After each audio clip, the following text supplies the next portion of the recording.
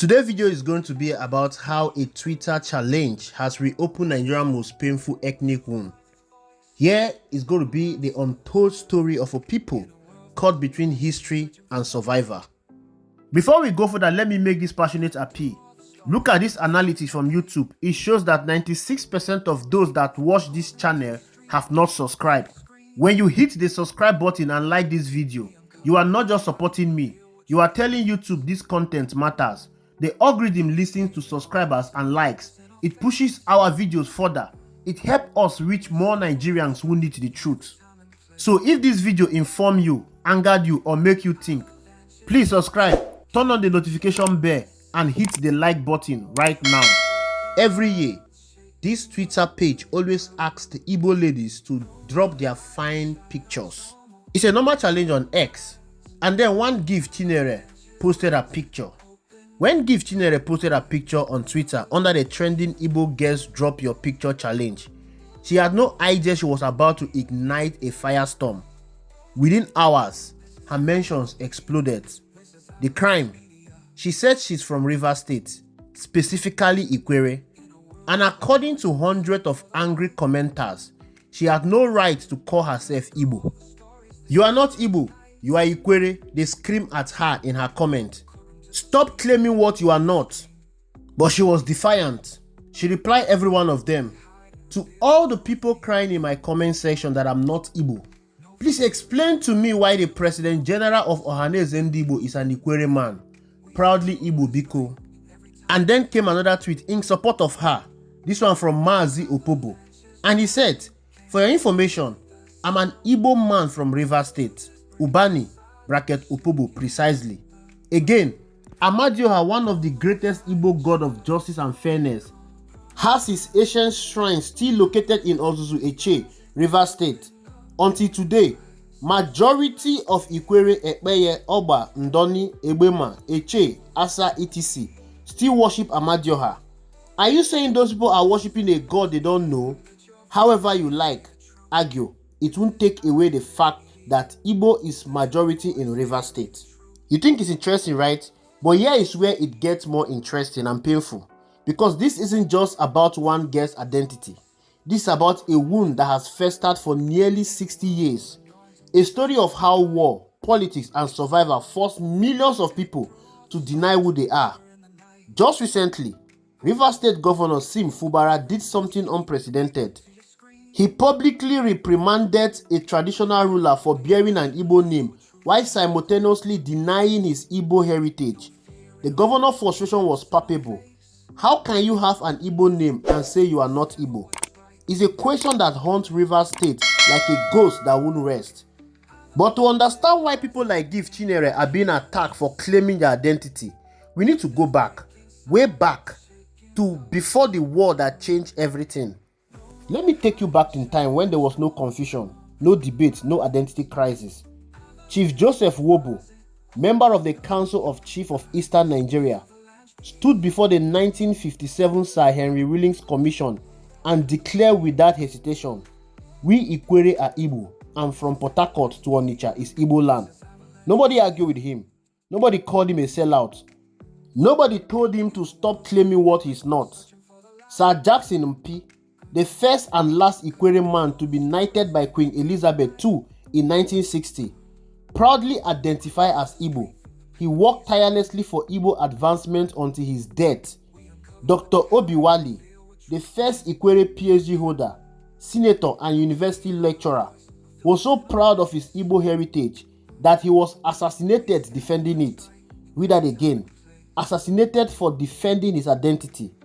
Okobile Wonodi, the first Ikwerre registrar of any Nigerian university and celebrated poet, remained a respected member of Ohaneze Ndigbo until his last breath. Emmanuel Aguma, former mayor of Port Harcourt and first Ikwerre minister in 1979, never denied being Igbo. They were not random people.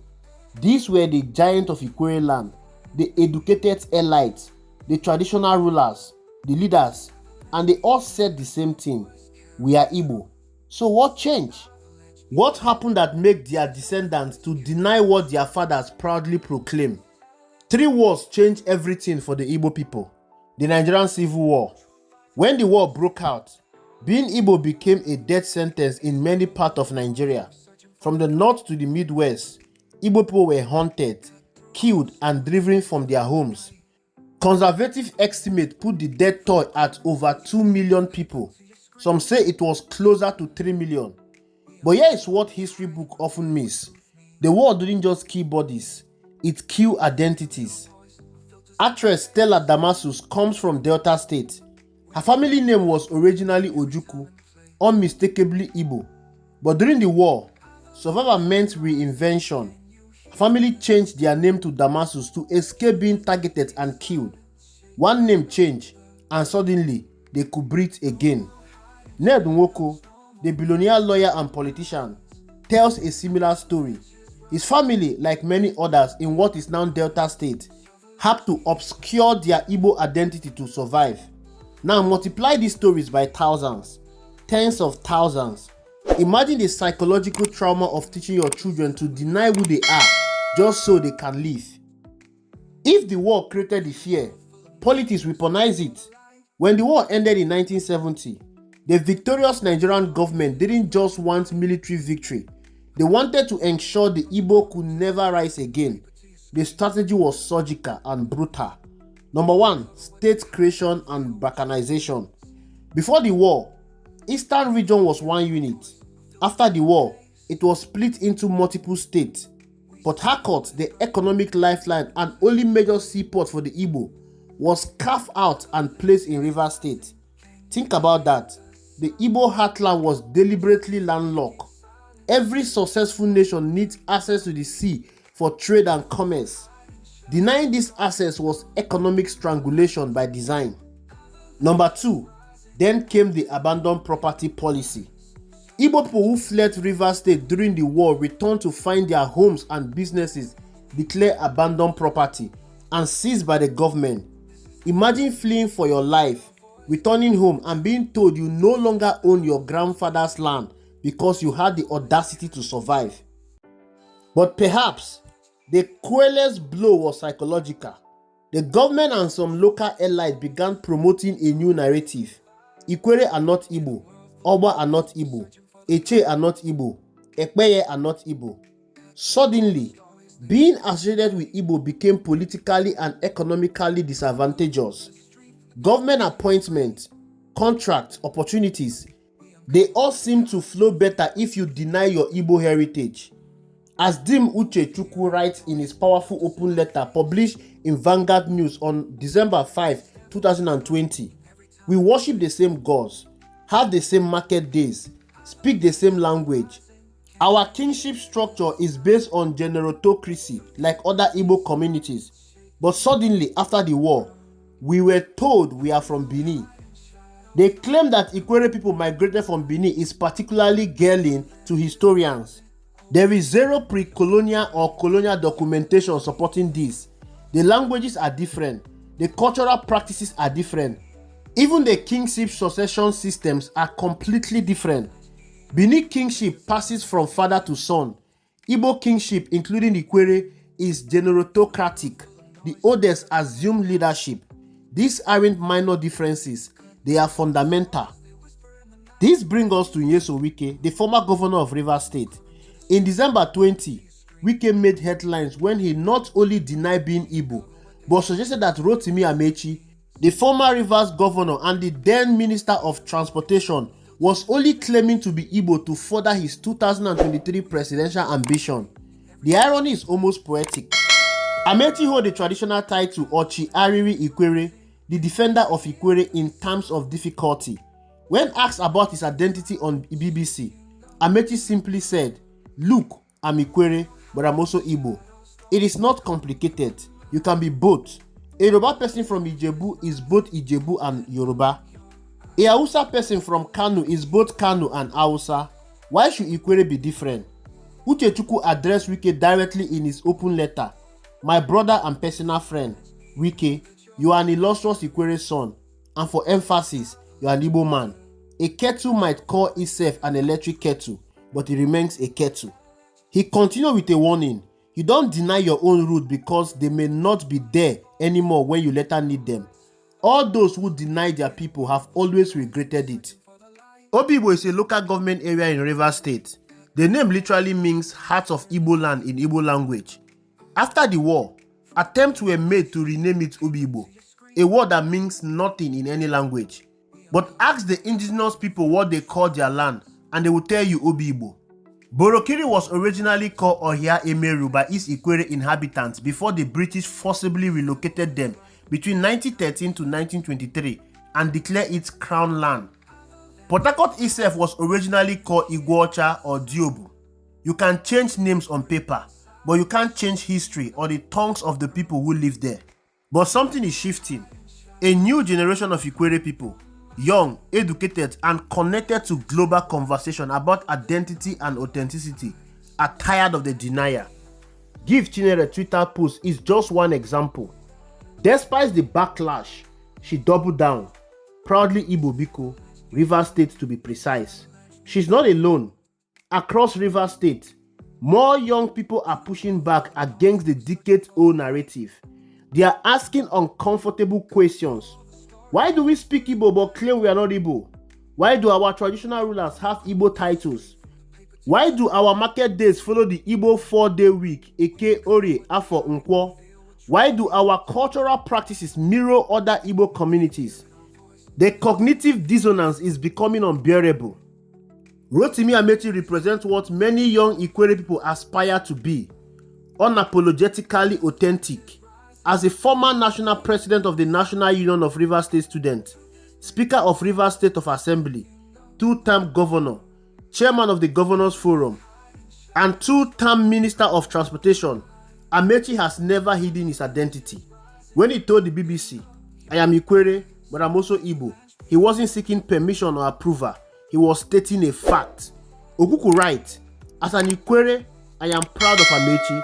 As an Igbo, I am also proud of him." That is the point. Pride in your sub-ethnicity doesn't cancel pride in your broader ethnic family.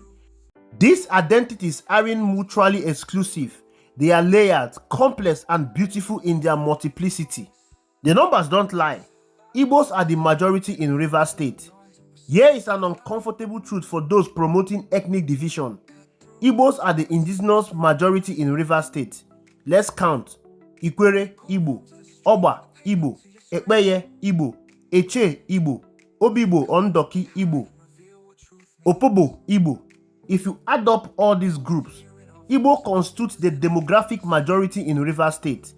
The narrative that Igbos are coming to cause trouble is historically false.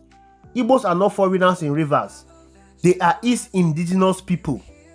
In January 2025, something historic happened. Senator John Azuta Mbata was elected President General of Ohaneze Ndigbo, the apex Igbo social cultural organization. Mbata is from Rivers State, Ikwerre. His election is deeply symbolic. For the first time in recent history, Ohaneze is led by someone from the disputed territories, the state where Igbo identity is contested and politicized. Many see this as a potential game changer. If anyone can bridge the divide between core Igbo state and the South-South Igbo communities, it might be Mbata. His leadership sends a powerful message. You are not forgotten. You are not separate. You are Igbo. And you belong. The division in Rivers State and across the South-South didn't happen overnight. And it won't be fixed overnight. Let's come back to Give Chinyere, the young woman whose simple tweet started all this. In a follow-up post, she wrote, "To all the people crying in my comment section that I am not Igbo, please explain to me why the President General of Ohaneze Ndigbo is an Ikwerre man. Proudly Igbo Biko." Her laughing emoji contained multitudes, frustration, defiance, exhaustion, and hope. She's tired of apologizing for who she is. She's tired of politicians using her identity as a football.